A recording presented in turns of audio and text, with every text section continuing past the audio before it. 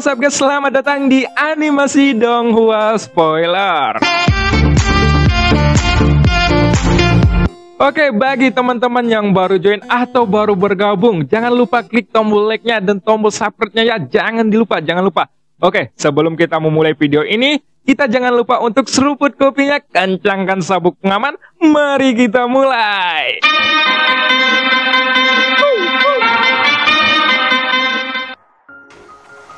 Pada episode sebelumnya diceritakan Raja Tianzang bertarung melawan Pusing.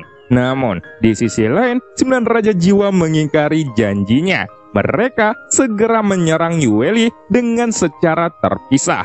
Tapi, tak lama kemudian, para senior labut dewa bermata 9 pun juga ikut membantu. Yang mana, hal ini membuat para Raja Jiwa kesulitan menyerang Yueli. Kemudian, selang beberapa waktu, akhirnya Pusing dan Raja Tianzang pun keluar dari domain Dewa Abadi milik Pusing.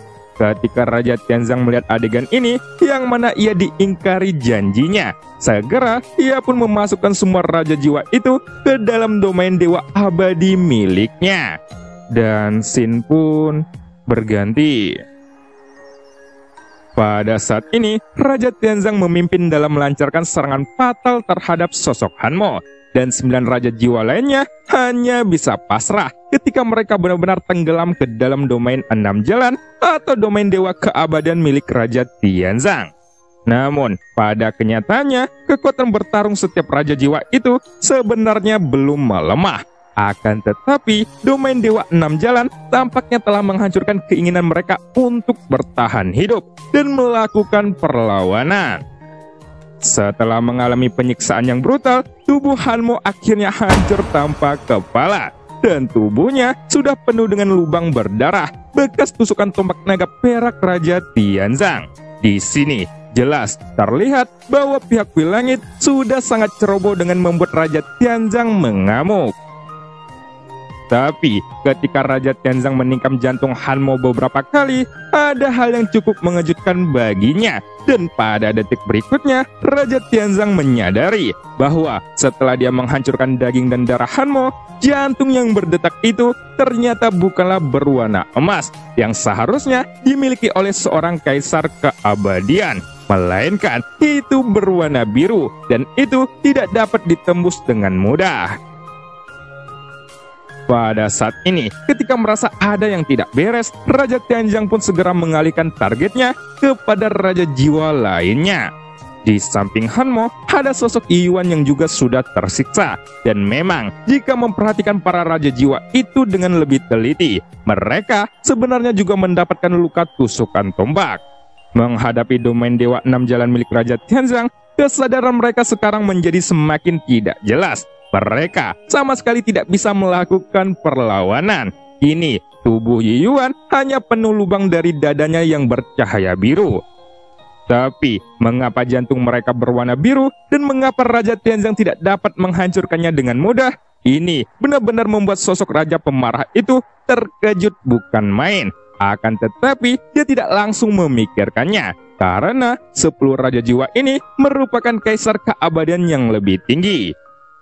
Sementara itu, waktu domain Dewa 6 jalannya yang digunakan oleh Raja Tianzang untuk menekan kehendak mereka jelas sangatlah terbatas. Jadi, tidak mungkin untuk membunuh para Raja Jiwa ini. Tetapi, 10 Raja Jiwa itu harus membayar harga yang setimpal. Setelah memastikan bahwa para Raja Jiwa tersebut tidak dapat dibunuh dalam waktu yang sangat terbatas ini, Raja Tianzang pun tampaknya harus menggunakan jurus pamungkasnya dan mengakhiri keberadaan mereka sebelum semuanya terlambat. Bahkan, jika sang Raja Tianzang tidak bisa membunuhnya, setidaknya dia tidak akan membiarkan 10 Raja Jiwa ini meninggalkan domain 6 jalan dewa miliknya. Dan Raja Tianzang akan berusaha untuk menjebak mereka dengan sekuat tenaga.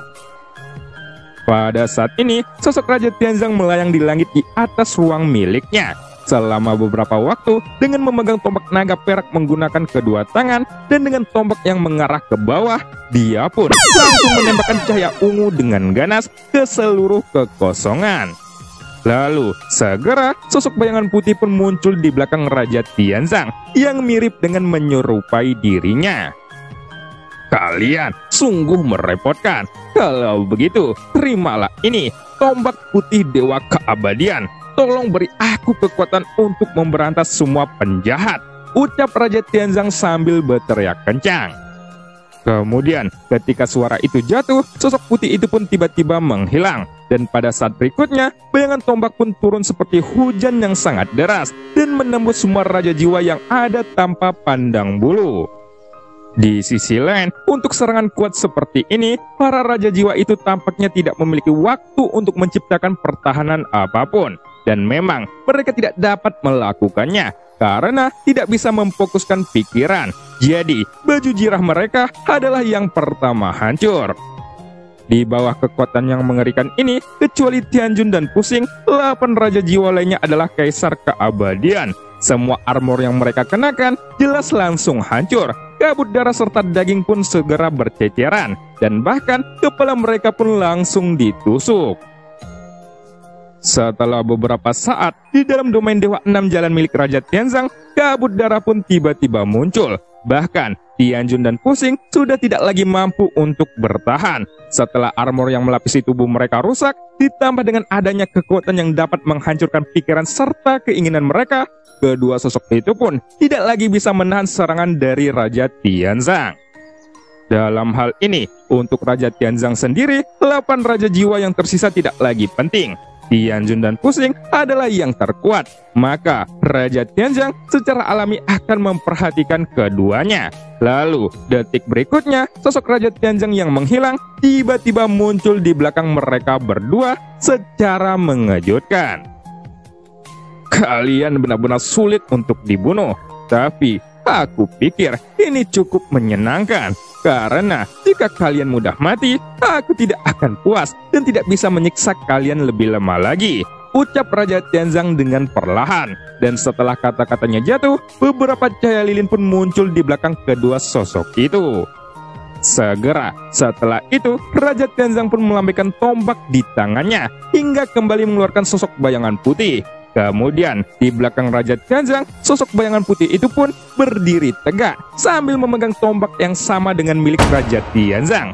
Dan hal itu jelas membuat serangan sang Raja Tianzang menjadi lebih kuat lagi. Sementara untuk posisi Tianjun dan Pusing, jiwa keduanya sepertinya sudah merasa sedang dicengkram oleh seseorang.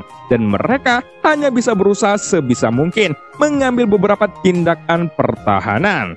Namun, dalam permasalahan sekarang ini, sosok Raja Tianzang sudah menjadi penguasa mutlak. Dan pertahanan rapuh yang mereka miliki pun langsung memaksa keduanya menderita luka parah. Pada saat ini, di seluruh ruang domain Dewa 6 Jalan Raja Tianzang, hanya terdengar suara dentuman dan tombak yang diayunkan.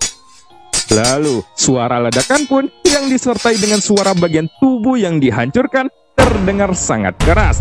Tidak ada yang tahu sudah berapa lama waktu berlalu. Tapi karena waktu penggunaan domain ini terbatas, pada akhirnya wilayah sekitar pun kembali menjadi sunyi. Dan setelah domain Dewa 6 Jalan itu menghilang, Raja Tianzang dan sosok lainnya juga muncul secara bersamaan.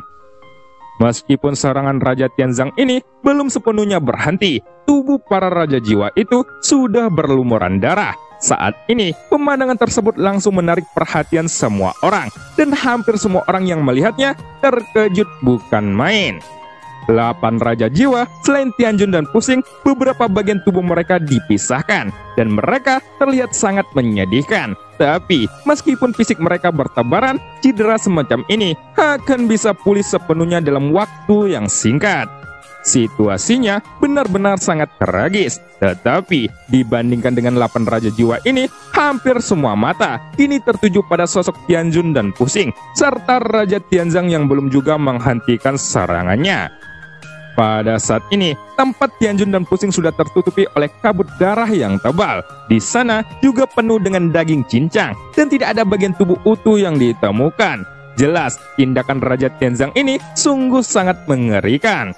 Hampir semua orang dari pihak aliansi Dewa Abadi keluar untuk menyaksikan pertempuran hebat yang tidak bisa dibandingkan ini. Itu karena adegan tersebut akan menjadi pengalaman yang sangat berguna bagi mereka untuk berlatih, dan akan lebih penting lagi bagi mereka untuk meningkatkan kondisi mentalnya.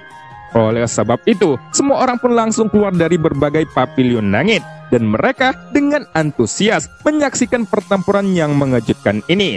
Terlebih lagi, setelah kejadian tewasnya Jin Taewei dan Jin Wuye, semua itu sudah menyebabkan situasinya berubah drastis. Dan identitas Xian bukan lagi rahasia, dia adalah reinkarnasi dari sang dewa tertinggi. Meskipun sebelumnya mereka berada di bawah komando Jin Taewei, dan sosoknya yang merupakan seorang kaisar keabadian itu memiliki kekuatan meyakinkan yang mutlak, dia ternyata bisa dikalahkan begitu saja oleh seorang anak muda, dan hal ini merubah sudut pandang semua orang. Namun tentunya, sebagai anggota dari pasukan aliansi Dewa Abadi, mereka semua menyadarinya tanpa terkecuali dengan sebuah fakta bahwa aliansi Dewa Abadi ini didirikan oleh sang dewa tertinggi. Secara alami, ketika mereka melihat penampilan Xiao yang merupakan reinkarnasi, semuanya pun menjadi patuh. Jadi sekarang mereka pun mengerti bahwasanya sang dewa tertinggi pasti akan kembali. Hanya saja mereka tidak tahu apa yang sedang terjadi sekarang dan mengapa ada pihak lain yang tiba-tiba muncul sampai-sampai ikut campur tangan. Dengan hadirnya reinkarnasi dewa tertinggi, dia jelas mendapatkan kendali atas seluruh wilayah aliansi Dewa Abadi ini lagi. Maka dari itu, jika hanya membunuh Jin Taewei dan Kuil Langit yang merupakan pendukung di belakang Jin Taewei pun harus segera dibasmi juga. Bahkan pada saat ini sebenarnya masih ada yang belum menyadari bahwa Jin Taewei sebenarnya adalah avatar dari sosok Li Jun, salah satu raja jiwa yang agung, dan sudah sangat lama dia mengendalikannya. Tentunya sangat sedikit orang yang tahu tentang keberadaan avatarnya itu, dan Jin Taewei sendiri telah menjaga jarak yang sangat jauh dari tubuh utamanya untuk waktu yang cukup lama, sehingga tidak mungkin ada yang menyadarinya. Oleh karena itu, Jin Taewei kelihatannya didukung oleh Kuil Langit. Tetapi, dalam arti sebenarnya, pihak Kuil Langitlah yang bertanggung jawab atas tatanan dan kondisi di aliansi Dewa Abadi ini setelah tewasnya sang dewa tertinggi. Dengan kata lain, bahkan proyek Lutian ini sebenarnya dirancang oleh pihak Kuil Langit. Jadi, dengan fakta bahwa sumber kekuatan dari aliansi Dewa Abadi adalah Kuil Langit, maka tidak mungkin bagi Xian untuk menghindari mereka. Akan tetapi, semua ini hanya dapat diketahui setelah Xian mencari tahu lewat jiwa Jin Taewei. Di dalam benak Xian muncullah pertarungan yang begitu mengerikan. Xian bahkan bisa melihat bahwa tubuh yang rusak itu benar-benar sudah tidak terbentuk, tapi kecepatan pemulihannya sangatlah luar biasa. Apa yang sebenarnya terjadi pada gambaran singkat ini? Kekuatan orang tersebut saat ini seharusnya sangat kuat, tetapi mungkin mereka bukanlah lawan dari orang tersebut, gumam Xian di dalam pikirannya. Xin pun kembali lagi pada pertarungan Raja Tianzang melawan 10 Raja Jiwa. Saat ini, jika dilihat dari sudut pandang penonton, kekuatan sosok Raja Tianzang ini benar-benar sangat menghancurkan mereka, dan pemandangan itu sungguh sangat tragis. Pada saat ini, tulang yang sudah remuk dan beberapa organ tubuh yang rusak melayang di udara. Tapi ternyata gerakan Raja Tianzang masih belum berhenti, dan dia terus mencabik-cabik mereka sampai kepuasannya itu tercapai, dan pusing pun tidak terkecuali. Di bawah serangan kekuatan absolut dari sosok Raja Tianzang, tubuh mereka pun benar-benar hancur seperti bubur bayi dan berubah menjadi daging cincang. Namun, 10 Raja Jiwa ini memiliki pertahanan terakhir yang sampai sekarang dia tidak bisa menghancurkannya, yaitu jantung biru yang istimewa. Jika dipikirkan secara logis, apakah itu seorang kaisar keabadian atau para dewa keabadian? Jantung seharusnya berwarna emas, bukannya berwarna biru. Jadi, bahkan Raja Tianzang baru pertama kali menyaksikan hal ini. Setelah beberapa saat, ada raungan aneh di langit, dan ketika mengikuti sumber suara tersebut, terlihat bahwa sosok Raja Tianzang sedang menusuk para Raja Jiwa itu menggunakan tombak naga perak di tangannya secara terus-menerus. Di antara tulang dan potongan daging, tombak tersebut terus menusuk jantung yang bersinar cahaya biru. Tapi, tidak perlu bagaimana Raja Tianzang menghancurkan jantung biru ini. Itu selalu utuh, sepertinya tidak mengalami cedera apapun. Ini menjadi sangat menarik, karena jantung itu tidak dapat dihancurkan. Tetapi, meskipun tidak dapat dihancurkan, disegel seharusnya bukan menjadi masalah besar, gumam Raja Tianzang yang sedikit kesal. Pada saat ini, Raja Tianzang hanya ingin tahu mengapa jantung di tubuh 10 Raja Jiwa Agung itu berwarna biru dan tidak bisa dihancurkan. Mungkinkah itu semacam metode rahasia yang belum ditunjukkan oleh pihak Kuil Langit? Sepertinya jantung tersebut terbuat dari bahan khusus yang lembut dan tidak bisa dihancurkan. Namun, jika jantung biru ini tidak bisa dihancurkan, itu berarti para Raja Jiwa ini tidak bisa dibunuh, gumam Raja Tianzang di dalam hatinya. Saat ini, jantung biru itu terus memancarkan cahaya yang cukup menyilaukan, dan akibatnya itu membuat daging dan darah yang rusak terus menyatu dengan cepat. Dan sebenarnya tidak butuh waktu lama untuk tubuh mereka mencapai keadaan normal kembali. Setelah sang Raja Tianzang mencoba berbagai metode, sekarang adalah waktu yang terbaik baginya untuk berurusan dengan 10 Raja Jiwa. Akan tetapi, dengan adanya jantung yang tidak dapat dihancurkan ini, Raja Tianzang tidak memiliki cara lain untuk sepenuhnya melenyapkan mereka. Namun, jika memang sekarang Raja Tianzang tidak dapat melenyapkannya, maka ia siap untuk menyegelnya saja. Setidaknya, Raja Tianzang ingin membuat tubuh fisik mereka tidak mungkin pulih dari setiap serangannya. Detik berikutnya, beberapa paku hitam segera muncul di tangan Raja Tianzang. Lalu, setengah paku tersebut disebarkan, dan kabut berwarna hitam pun langsung memancar ke seluruh tubuh mereka. Selama paku pengunci jiwa ini dapat menahan mereka di tempatnya. Bahkan, jika mereka tidak dapat dimusnahkan saat ini, selama ada cukup waktu, setelah paku tersebut terintegrasi sepenuhnya, mereka akan dapat dimusnahkan dengan sempurna, gumam Raja Tianzang. Tapi, meskipun Raja Tianzang berkata demikian, dia tidak sepenuhnya yakin di dalam hatinya. Itu karena jantung biru ini benar-benar merupakan keberadaan yang terlalu aneh dan masih belum diketahui apakah itu bisa disegel menggunakan paku pengunci jiwa. Dengan adanya bukti bahwa semua tubuh Raja Jiwa itu sudah dihancurkan oleh Raja Tianzang, tetapi semuanya abadi. Jadi, selama tidak sepenuhnya dilenyapkan, Raja Tianzang mempunyai pemikiran untuk memutuskan hubungan antara tubuh fisik mereka. Maka, sekarang mereka akan membutuhkan waktu untuk pulih secara perlahan, dan itu akan menjadi cukup lama. Setelah itu, Raja Tianzang segera melambaikan jubah lengannya dan mengeluarkan 2 paku pengunci jiwa di tangannya lagi. Lalu, pada saat yang sama, dia pun berencana untuk menusuk jantung Tianjun dan pusing terlebih dahulu. Detik berikutnya, paku pengunci jiwa itu pun langsung berubah menjadi 2 kilatan cahaya hitam yang dengan cepat menusuk 2 jantung biru itu yang melayang di kehampaan. Hanya saja, pada saat paku pengunci jiwa tersebut tenggelam ke dalam jantung biru, itu pun langsung menembus keluar dan tidak menyebabkan efek apapun pada jantungnya. Jadi, pada akhirnya, Raja Tianzang yakin bahwa tidak mungkin untuk diselesaikan menggunakan paku pengunci jiwa. Namun, ketika menyaksikan adegan ini, Raja Tianzang pun mengerutkan keningnya. Dia tidak menyangka bahwa paku pengunci jiwa itu tidak bisa menyegel jantung 10 Raja Jiwa ini, yang padahal tekniknya ini keterampilan yang cukup kuat. Pada saat ini, daging dan darah yang rusak dari 8 Raja Jiwa yang tersisa secara bertahap bergabung menjadi satu. Lengan serta tubuh mereka juga secara bertahap pulih. Sementara itu, Raja Tianzang sendiri sudah tidak memiliki waktu lagi. Akan tetapi, Raja Tianzang harus menemukan cara untuk menahan mereka sebisa mungkin. Lalu, memang jika hanya cukup dengan mengancam saja, barulah mereka dapat memberitahu secara utuh untuk menyelamatkan Xiaoyan.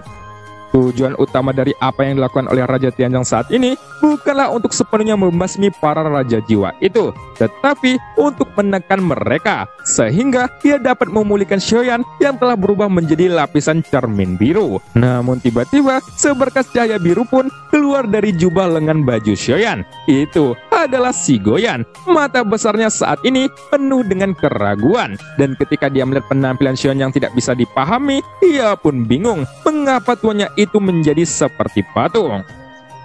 Hei, apa yang sedang terjadi di sini? Ada apa dengan tuanku?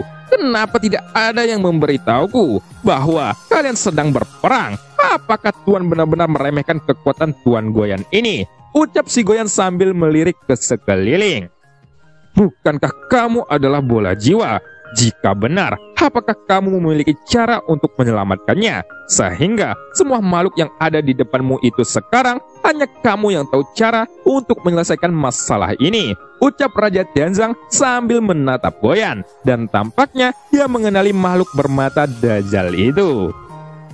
Tentu saja, jika para Raja Jiwa itu bisa disegel, maka Raja Tianzang seharusnya bisa memaksa mereka agar mengatakan cara untuk menyembuhkan Xiaoyan. Tapi, dalam hal ini juga menunjukkan bahwa Raja Tianzang tidak terlalu mahir dalam teknik penyegelan. Mungkin, lebih tepatnya, paku pengunci jiwa yang sebelumnya Raja Tianzang gunakan itu sebenarnya memang diciptakan oleh teknik penyegelan yang sangat kuat. Tapi, jika dilihat dari sudut pandang dirinya, dan jika dibandingkan dengan kemampuan si Goyan, itu jelas tidak ada apa-apanya. Tidak hanya itu, teknik penyegelan lain yang Raja Tianzang miliki tidak ada yang berguna. Dan dia bahkan tidak perlu mencoba untuk menunjukkan dalam pertempuran ini. Karena nantinya hanya akan membuang-buang tenaga saja. Siapapun yang berani menyentuh tuanku, aku, Tuan Goyan, bersumpah akan menghabisinya sampai mati, ucap Goyan yang tiba-tiba mengamuk. Dan kini terlihat bahwa amarahnya tidak bisa lagi dibendung, padahal ia baru saja keluar. Namun, pada saat ini, si Goyan sepertinya tidak tahu bahwa Xion tidak bisa mendengarkan suaranya sama sekali. Jadi, dia kini hanya menunjukkan kemampuan aktingnya yang buruk. Segel jantung mereka, sehingga tubuh fisik mereka tidak dapat dipulihkan, ucap Raja Tianzang sambil mengerutkan keningnya dan berteriak dengan kencang ketika dia menyaksikan makhluk bermata Dajjal ini yang malah bertingkah seperti orang bodoh. Hei paman, aku tidak tahu apa alasanmu, tapi kamu ternyata sungguh berani membentak Tuan Goyan ini. Baiklah, jangan berbicara omong kosong. Jika kamu tidak bisa melakukannya, pergilah, ucap si Goyan sambil memandang Raja Tianzang dengan ekspresi dingin. Dan saat sosoknya berbicara, ada perasaan berdebar di hati Raja Tianzang.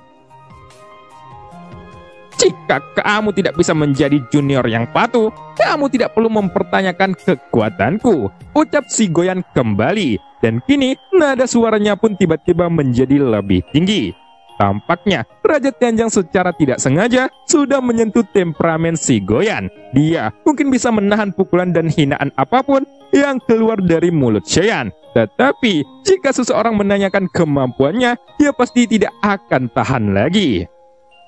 Kemudian dari mata besar si Goyan, cahaya biru pun tiba-tiba meledak. Lalu muncullah kekuatan penghalang yang sangat kuat. Detik berikutnya, sebuah aura yang mencengkram pun dengan cepat bergerak menuju jantung biru yang ternyata masih terlihat jelas di kehampaan. Setelah itu, formasi misterius pun mulai terkondensasi di udara tipis. Itu muncul lapis demi lapis.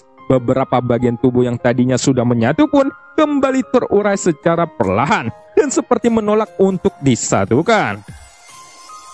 Aku sudah cukup lama tidak menggunakan penghalang ini, jadi aku lupa namanya. Akan tetapi, aku tidak menyangka bahwa efeknya akan sangat bagus, ucap si Goyan dengan perlahan. Dan segera sosoknya dengan bangga mengejek kemampuan Raja Tianzang. Tentu saja, mungkin keberadaan Goyan ini sudah lebih dulu hadir dari sosok Raja Tianzang. Maka dari itu, jika dihitung dari segi senioritas, terlepas dari penampilannya, si Goyan bisa dibilang merupakan senior dari sang Raja Tianzang.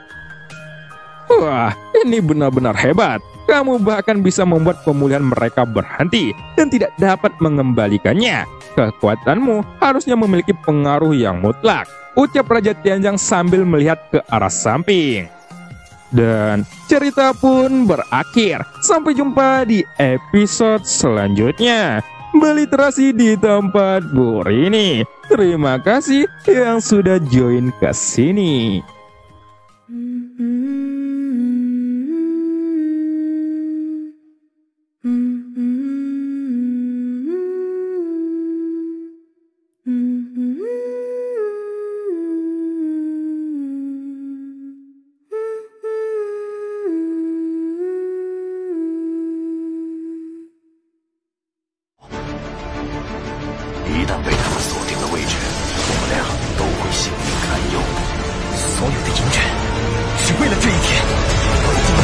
休。今天若是你能够安然无恙地走下擂台，萧炎从此不再踏进迦南学院半步。他迟早会发现的。既然如此，就给他一个惊喜吧。今天他不会让你们两人彻底的闭上嘴。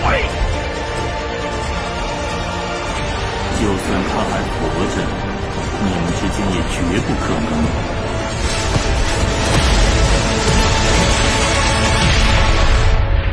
加玛帝国云岚宗，萧炎回来了。